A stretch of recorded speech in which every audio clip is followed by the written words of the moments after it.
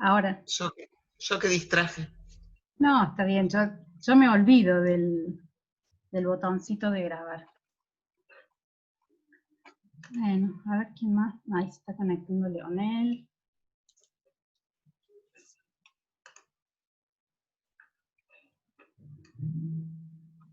Sí, la charla esta que da ahí también Flavia Terizzi tiene un lenguaje súper específico. Además que... Buenas tardes. Hola Leonel, buenas tardes. Perdón, tuve problemas técnicos. Está bien. Tenemos que tener paciencia con la tecnología. Justo que Flavia, toca el tema de que, bueno, nada, que si ella planificara una clase a distancia, sería como distinto. Justo, digo, pandemia.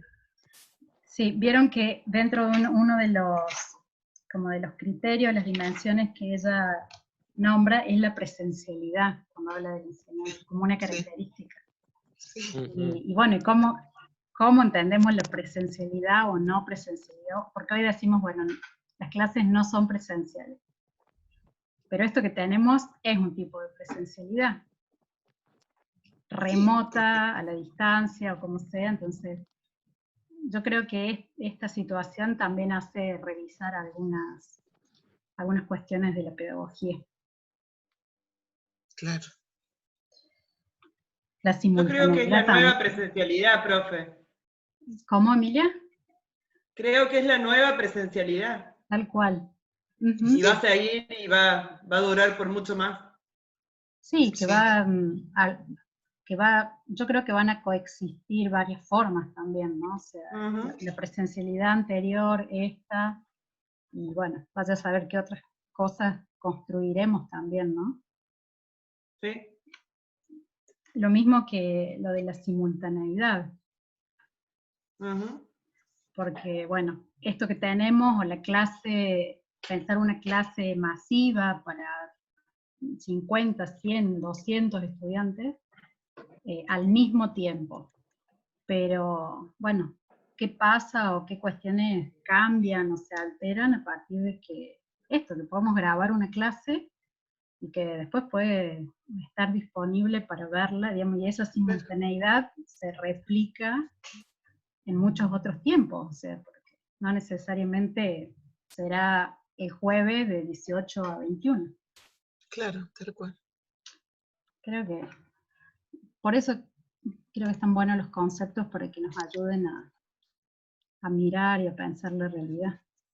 A mí me desorientó un poco cuando habló de la descontextualización, porque, bueno, nada, yo había estado leyendo sobre justamente la contextualización y el aprendizaje situado, y bueno, un montón de cosas que me hicieron, hasta que, bueno, entendí a qué se refería.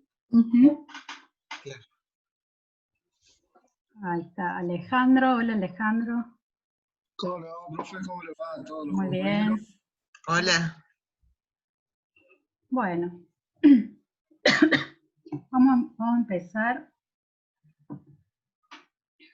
Estoy con la garganta medio seca, el calor de ayer me dejó mal, así que estoy con un poco de tos y tomando agua, así que Bien. va a salir todo esto en la filmación. Bueno,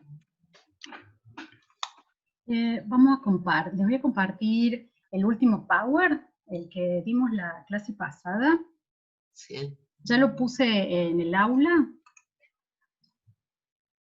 También.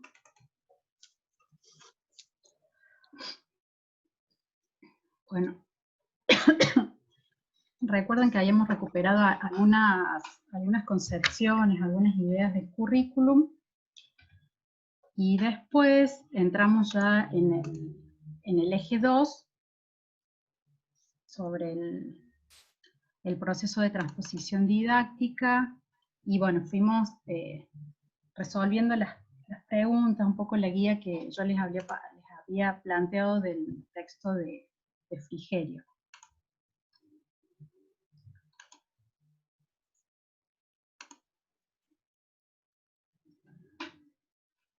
Y habíamos llegado a este punto que era explicar un poco el proceso de transposición didáctica y en qué consistía. Lo vimos un poco rápido a esto, el último de la clase, entonces bueno, yo quería, digamos, volver a retomar esto y terminar, porque dentro de esta pregunta también después la autora plantea cuáles son los riesgos de esta transposición didáctica. Lo que explica la autora ahí en el capítulo que yo les propuse para leer, es un poco la definición de lo que es el proceso de transposición didáctica, que es este proceso que sufre el conocimiento en miras a ser enseñado, que ella habla de una pedagogización, ¿no?, de ese saber o de ese conocimiento.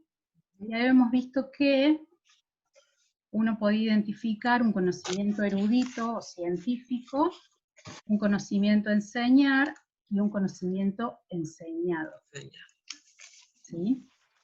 Sí. Ese conocimiento erudito, científico, es ese saber que se produce en el espacio, en el ámbito de la ciencia, en los centros de investigación, en las universidades, en las instituciones dedicadas a producir conocimientos sobre distintos objetos disciplinares y campos de la ciencia.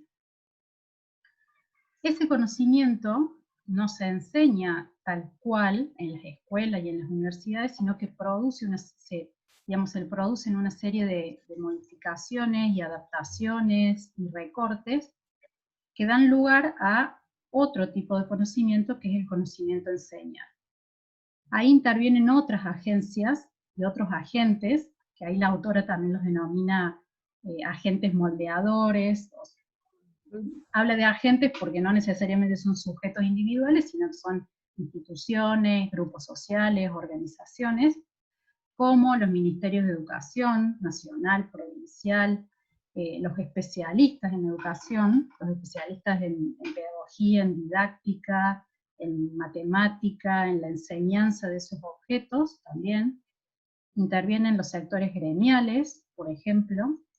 Intervienen también fuertemente las editoriales, que formulan y construyen sus propias propuestas en relación a los distintos niveles educativos, a la educación inicial, primaria, secundaria, a la universidad, y a los distintos objetos de enseñanza, a la matemática, a la lengua, a la geografía, a la historia, a la química, a la física.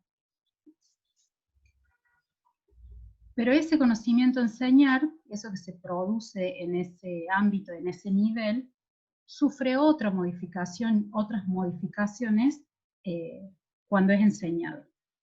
En las condiciones contextuales y específicas de la enseñanza en las instituciones educativas, y particularmente en las aulas, ¿sí?, en la interacción entre los docentes, los alumnos y el conocimiento.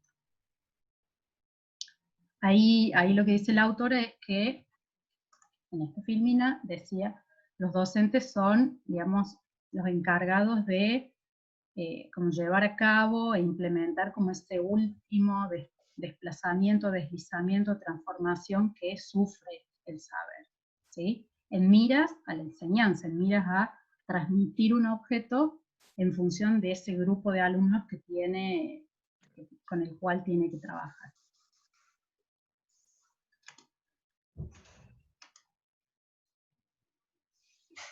Entonces, acá lo que la autora planteaba es que en este proceso, esto como que yo trataba ahí de graficar con las flechitas, es lo que ella plantea ahí de un proceso de pedagogización o recontextualización que va sufriendo ese saber y ese conocimiento. Porque en el primer nivel hay un contexto de producción, y después son otros contextos en los que ese saber se va modificando y se va recontextualizando, porque ya no es ese contexto inicial y original de producción. Son distintos niveles en los cuales ese saber se va recontextualizando. Después, lo que la autora plantea son algunos riesgos, ¿no? O sea, este proceso no siempre es lineal, habíamos dicho que también es un proceso de idas y vueltas, y un proceso de luchas entre estos sectores y entre distintos posicionamientos teóricos y metodológicos, y hay luchas por imponer una determinada noción sobre el conocimiento, una determinada visión sobre el mundo y la realidad. Entonces ella ahí plantea algunos riesgos que tiene este proceso de transposición didáctica. ¿Ustedes los pudieron identificar a esos riesgos? Sí, hay algunos que no pude encontrar algunos ejemplos, o sea que me cuesta bajarlos, pero tienen que ver con crear falsos objetos de estudio, producir una sustitución patológica del conocimiento erudito, la diferencia entre la lógica del conocimiento erudito y la lógica del conocimiento a enseñar, la resistencia al desocultamiento, el proceso de desgaste, todo conocimiento como provisional, saberes proliferantes, conocimientos novedosos y la temporalidad. Como encontré palabras claves que hacen referencia a esos riesgos. ¿Todos identificaron eso? ¿Pudieron identificar eso que ella habla de riesgos, obstáculos? Sí, el primer punto que es falsos objetos de conocimiento, eso es por ahí más, no está tan explícito. Lo de la temporalidad, por ejemplo, es súper claro y está pasando. Así que, no sé, porque decía ahí que cuando se crean falsos objetos de conocimiento, claro, es como que se cuestiona la validez. Ahora, no sé exactamente cuál sería el caso de falsos objetos de conocimiento. Que en el currículum esté un contenido que yo no lo respete como docente, o que no se respete a distintos niveles. Esa fue mi pregunta cuando estaba leyendo. Eso, digamos, ella enuncia ahí, digamos, cuáles serían estos riesgos, sí, muy en abstracto, ¿no? Como definiciones. Tal vez es más fácil pensar con ejemplos en cada campo disciplinar. Pero sí, dice que cuando este conocimiento científico va sufriendo modificaciones, uno de los riesgos es que se construya un objeto que no sea idéntico o que se diferencie, que se separe bastante de ese objeto original, ¿sí? A veces pasa que en el conocimiento enseñado, a nivel de la enseñanza, se simplifican algunos procesos, se simplifican algunos objetos porque no se muestra en totalidad el objeto que se va a enseñar, ni tampoco las condiciones ni las reglas de cómo se produjo ese conocimiento. No sé, cuando alguien enseña matemática, un maestro enseña matemática, la suma, la resta, la multiplicación, la división, enseña el concepto, enseña el algoritmo, ¿no? Cómo dividir, cómo sumar, cómo restar. Pero no sé, y eso es ya un proceso y un objeto mucho más simplificado de cómo se construyó ese conocimiento por los matemáticos, ¿sí? Acá había alguien que era matemático, no me acuerdo, Armando. Sí, yo soy matemático. Digamos, seguramente que los matemáticos cuando investigaron y construyeron el concepto de suma, resta, fue mucho más complejo que lo que se enseña, por ejemplo, en la escuela primaria, en primer grado, a sumar o a restar. Y lo que tampoco se enseña es la historia de ese conocimiento, ¿sí? No sé, digamos, maestro, digamos, uno como docente generalmente no dice, bueno, esto tiene su historia o sus fuentes en determinado momento, con estas reglas, en estas condiciones. Uno enseña el conocimiento, digamos, que ya está seleccionado, recortado y organizado para la enseñanza. Que a veces, digamos, uno también como docente intervino en ese recorte, otras veces lo toma de, por ejemplo, una propuesta editorial de un libro, de un autor, que ya tiene, digamos, también una construcción sobre ese saber y un posicionamiento teórico y metodológico. Entonces, esos son, cuando dice los riesgos de mostrar o de enseñar un objeto que no es, digamos, ese objeto original, porque justamente ha sido como bastante modificado. Profe, ¿puedo preguntar algo? Sí, pregunten o pongan ejemplos, sí. Yo lo relacioné con objeto sustituto u objeto complementario. A ver. Como que lo que plantea este autor es que a veces la educación comete como el error, entre comillas, de plantear objetos sustitutos a ese objeto real que el conocimiento erudito está planteando. Y lo que debería ser sería construir un objeto complementario a ese saber, como que agregue o modifique sobre ese saber, no que sustituya a ese objeto. ¿Podría ser algo así? También, porque ese objeto más simplificado que se enseña sustituye ese primer saber. Pero, digamos, acá hay otra cosa que también está en juego, que es la relación del docente con el conocimiento.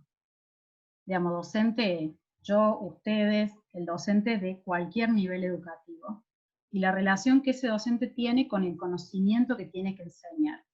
Si yo como docente me relaciono con el conocimiento solamente al nivel del conocimiento enseñado, y solamente con lo que yo produzco y reproduzco, es como mucho más limitado también, y caigo, digamos, como en ese riesgo de mucha más simplificación.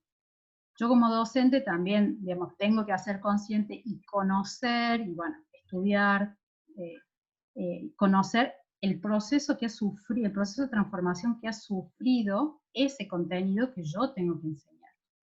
Saber que ahí en esa propuesta editorial, de ese editorial ya hay, digamos, una orientación, ya hay una selección, lo que selecciona el ministerio y pone a disposición de los docentes para la enseñanza, donde intervinieron especialistas, gremios, sectores sociales.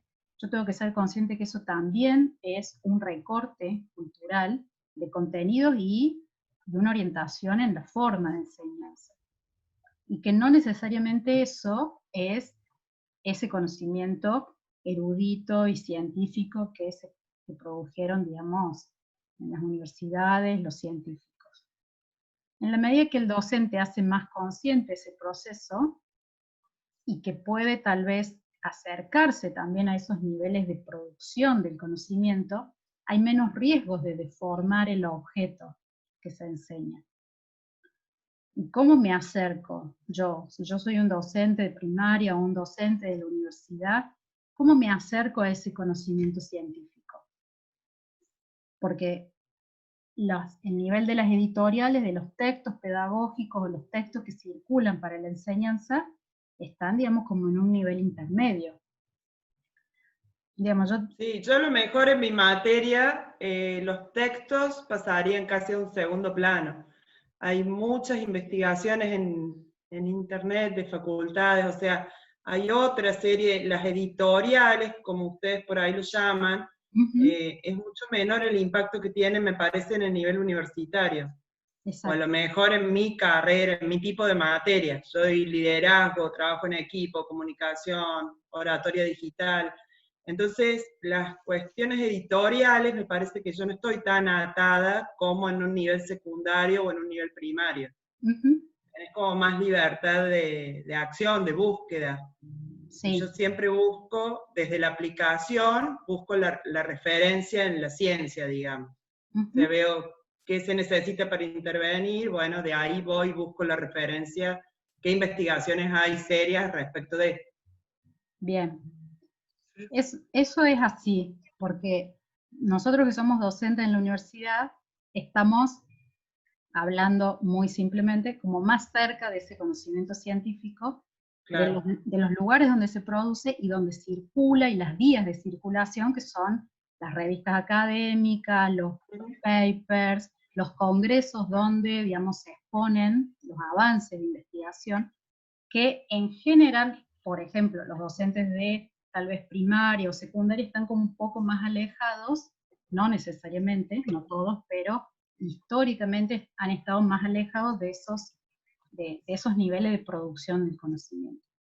Nosotros en la universidad compartimos, digamos, el nivel del conocimiento enseñado, del conocimiento a enseñar y del conocimiento científico mucho más cercano, si se quiere. Sí, es como mucho más permeable la relación, digamos. Tal cual. Va y viene todo el tiempo. También sucede que puede haber docentes que trabajen en nivel primario, en nivel secundario o en nivel superior, no universitario, en los profesorados, por ejemplo, o en educación técnica, que también sean docentes universitarios, ¿no? Porque eso pasa. Entonces, a eso me refiero con la relación con el conocimiento.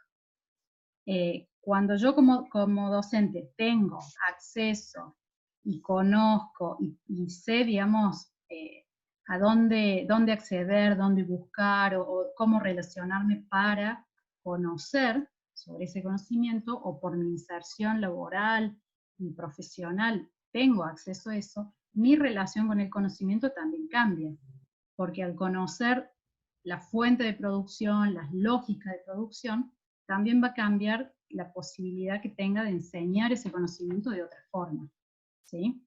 Buscando acercar la teoría a la práctica, ¿sería? Exacto, y buscando que la enseñanza sea lo más fiel a ese objeto, ¿no? A que se enseñe lo más fiel a lo que es el objeto en realidad.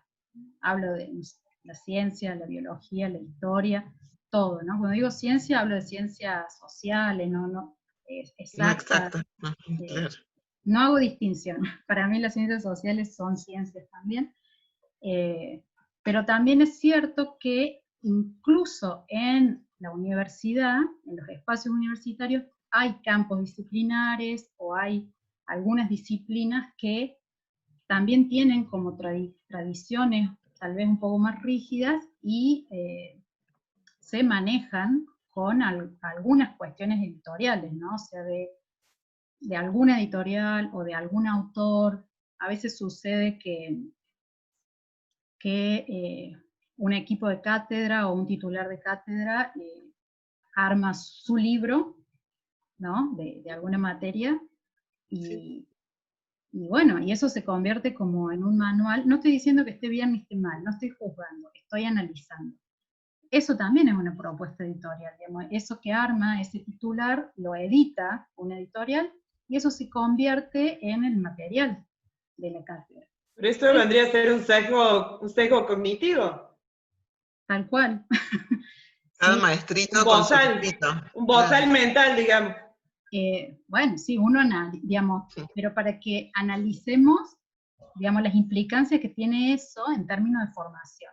No es lo mismo que si un alumno de esa cátedra estudia, digamos, toda la materia con ese manual, o si ese contenido, digamos, puede trabajarlo con distintos autores o indagar por otro lado. ¿Sí? Y aparte yo lo he visto, a ese fenómeno lo he visto en clases, y los chicos piensan que el autor del concepto es el que escribió el libro. Entonces te dicen, como dice el profesor tanto, yo digo, eso lo dijo el profesor tanto, ¿a qué se refirió? O sea, pierden noción de quién es realmente el verdadero autor del concepto. Por eso te digo que queda como un sesgo cognitivo, como que Sí. va marcando una impronta que no es la verídica ni es la del conocimiento científico. Tal cual. Eso acá cuando la autora dice que los docentes son como los últimos mediadores y los mediadores, o sea, los docentes tienen una capacidad de poder definir, seleccionar, recortar y construir la enseñanza. Tienen, digamos, esa posibilidad, ese poder y la intencionalidad de enseñar algo de determinada manera. Y esos son algunos de los riesgos. A mí también me ha tocado estudiar con un manual y uno a veces cree que el titular de cátedra es el que acuñó, por ejemplo, el concepto de transposición didáctica, y eso viene de... O sea, y eso es lo que la autora dice, que a medida que se va distanciando, cuanto más se distancia de ese contexto de producción, y no se hace visible, no se muestra, no se hace consciente, ese es uno de los riesgos, ¿no? El ocultamiento que menciona ahí. Además de lo que implica en la formación de un profesional, ¿no? De determinado campo, no sé, en la psicología, digamos, en todos los campos. Saber que, digamos, que si uno está estudiando un concepto, eso refiere a un autor, y que eso es producto de una construcción histórica. O sea, el concepto de transposición didáctica no es ni mío, ni de Graciela Frigerio, es de Chevalard, que es un investigador en didáctica de la matemática. Entonces, si uno no puede desconocer esa historia.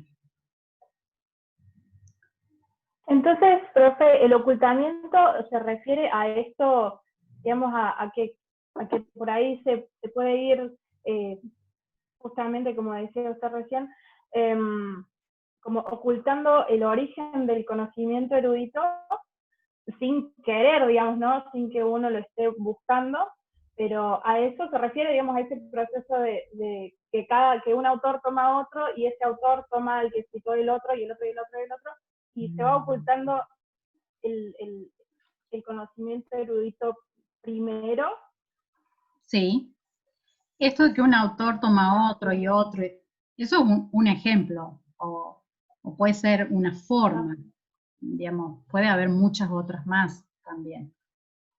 El otro ejemplo puede ser el que había dado por la suma, que uno enseña, el ejemplo de la suma también puede ser un ocultamiento, ¿o no? Sí. Yo, digamos, le digo muy simplemente y medio brutalmente, no sé si Armando, que es matemático, quiere agregar algo, pero es como muy a veces visible en estos objetos que son mucho más complejos en su producción, en su contexto de producción, y después como más simplificados en el contexto de la enseñanza. Pero creo que pasa con todos los objetos. Esto que contabas vos, Leonel, la clase pasada sobre historia de la danza, lo que se enseña, lo que no se enseña, digamos, lo que se enseña desde una perspectiva más hegemónica sobre lo que es la danza y la historia de la danza, y lo que queda fuera, bueno, eso también es un ocultamiento. Acá se cruzan, digamos, estos riesgos de la transposición con los conceptos que ya veníamos viendo, de currículum prescrito, de currículum nulo, de currículum real, digamos, se van entrelazando y se van cruzando los conceptos, porque los conceptos son una mirada analítica sobre la realidad, y la realidad es compleja y es multidimensional y es multicausal. Entonces, no es por un lado el currículum oculto, por otro lado la transposición, está todo, digamos, son todos procesos, son todos conceptos analíticos que explican la realidad educativa. Profe. Sí, Armando, ¿querés decir algo de la matemática? Sí. Algunas cositas. Algún ejemplo, sí. Algún ejemplo que justo me viene a la memoria, por ejemplo, no sé si todos sabrán, pero además de los números reales existen los números complejos.